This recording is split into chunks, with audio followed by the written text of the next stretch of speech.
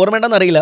India പിന്നെ south ആഫ്രിക്കത്തിൽ കളിക്കുന്ന സമയത്ത് ഈ റിയാൻ റിക്കിൾട്ടനെയും ഡീകോക്കിനെയും പുറത്താക്കാൻ വേണ്ടിയിട്ടാണ് അക്സർ പട്ടേലിനെ പുറത്തിരുത്തിയിട്ട് വാഷിംഗ്ടൺ സുന്ദറിനെ കൊണ്ടുവന്നത്. അന്ന് ജസ്പ്രീത് ബുംറ വിക്കറ്റ് എടുത്തിട്ട് വാഷിംഗ്ടൺ സുന്ദറിനെ ഉപയോഗിക്കാൻ പറ്റാത്ത ടീമാണ് നമ്മൾ. അവരൊരൊറ്റ ഓവറിൽ റിയാൻ റിക്കിൾട്ടനെയും ഡീകോക്കിനെയും വീഴ്ത്തുന്നു. ഒരു 15 ഓവർ വരെയൊക്കെ 7 റൺ റേറ്റ്. എന്നിട്ട് അവസാനം ആ യാൻസൺ അടിച്ചതും ഇടയ്ക്ക് പ്രവീസ് അടിച്ച ആ റൺസും കൊണ്ടാണ്. എന്നിട്ടും 170 റൺസ് അവർ സ്കോർ ചെയ്യുന്നുണ്ട്. യാൻസൺ നന്നായി പെർഫോം ചെയ്യുന്നുണ്ട്.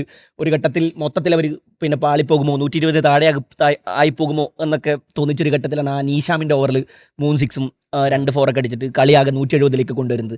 അപ്പോഴും നമുക്ക് സൗത്ത് ആഫ്രിക്കക്ക് നമ്മുടെ ഒരു വിജയപ്രതീക്ഷ കൊടുത്തിരുന്നു എന്നുള്ളതാണ്. കാരണം പിന്നെ അവരുടെ ബോളിംഗ് ലൈനപ്പ് അത്രയും അപകടകരമായ ലൈനപ്പാണ്. പ്രത്യേകിച്ച് ലുങ്കേങ്കടി ഈ ടൂർണമെൻറ്റിൽ ഏറ്റവും പിന്നെ കുറഞ്ഞ റൺ റേറ്റിൽ പന്തെറിഞ്ഞുകൊണ്ടിരിക്കുന്ന ഒരു മനുഷ്യനാണ്. മാക്കോ യാൻസൺ. അതുപോലെ തന്നെ 12 വിക്കറ്റ് അദ്ദേഹത്തിനുണ്ട്. യാൻസന് 11 വിക്കറ്റ് ഉണ്ട്. കേശവ മഹാരാജ് ഉണ്ട് അപ്പുറത്ത്. കഗീസോ റബാഡ ഉണ്ട്. ഇന്നത്തെ മത്സരം എടുത്ത് നോക്കിക്കഴിഞ്ഞാൽ യാൻസൺ 18 എക്കോണമി, കോർബിൻ ബോഷിൻ്റെ എക്കോണമി 17. പിന്നെ ലുങ്കേങ്കടിയും കേശവ മഹാരാജും 11 എക്കോണമി. 10 താഴെ എക്കോണമിയിൽ പന്തെറിഞ്ഞിട്ടുള്ളത് ആകെ കഗീസോ റബാഡ മാത്രമാണ്. റബാഡ ഈ ടൂർണമെൻറ്റിൽ അത്രയ്ക്ക് വെൽ പെർഫോമഡ് ആണെന്നും പറയാൻ സാധിക്കില്ല.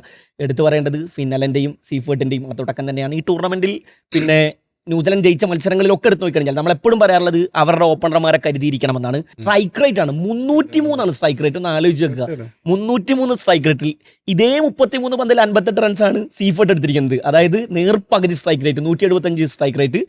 അവിടെ ക്രിസ് ഗെയിലിൻ്റെ റെക്കോർഡ് തകർന്ന് തരിപ്പണമാകുന്നു. റെക്കോർഡുകൾ പലതും തകർന്ന് തരിപ്പണമാകുന്നു.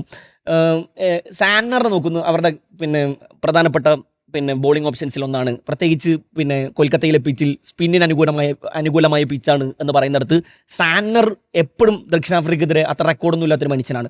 ദക്ഷിണാഫ്രിക്കെതിരെ 8 മുകളിലാണ് അദ്ദേഹത്തിൻ്റെ എക്കോണമി. അദ്ദേഹത്തിന് ഫുൾ മെമ്പർ നേഷൻസിൽ പിന്നെ സാന്നറിന് സൗത്ത് ആഫ്രിക്കെതിരെ എപ്പോഴും പരാജയപ്പെടുന്ന ഒരു സമയത്ത് ഇന്ന് അദ്ദേഹത്തിൻ്റെ എക്കോണമി 6. അപ്പോൾ ആകെ ആ നീഷാം കൊടുത്തൊരു റൺസ് ഓടിച്ചു കഴിഞ്ഞാൽ അവരുടെ ബോളിംഗ് തന്ത്രങ്ങളൊക്കെ വിജയിക്കുന്നു. എല്ലാ ബോളർമാരും നന്നായി പെർഫോം ചെയ്യുന്നു. സോ അപ്പോൾ ഇനി പ്രഡിക്ഷൻ സാധ്യമല്ല. നാളെ ഇന്ത്യയും ഇംഗ്ലണ്ടും തമ്മിലാണ്. ഇംഗ്ലണ്ട് ഇതുപോലെയാണ് പെർഫോം ചെയ്ത് വന്നത്.